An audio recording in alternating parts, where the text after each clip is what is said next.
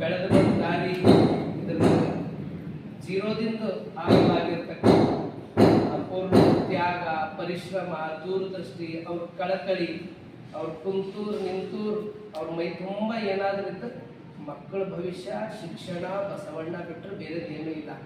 ಹೀಗಾಗಿ ಸಂಸ್ಥೆ ನಮ್ಮಲ್ಲಿ ಎಷ್ಟೇ ಪ್ರತಿಭೆ ಇರ್ಬೋದು, ಆದ್ರೆ ಒಳ್ಳೆ ಸಂಸ್ಥೆ, ಒಳ್ಳೆ ಗುರುಗಳು ಸಿಗೋದು ಅದನ್ನು ಸೌಭಾಗ್ಯ ಬೇಕಾಗ್ತದೆ.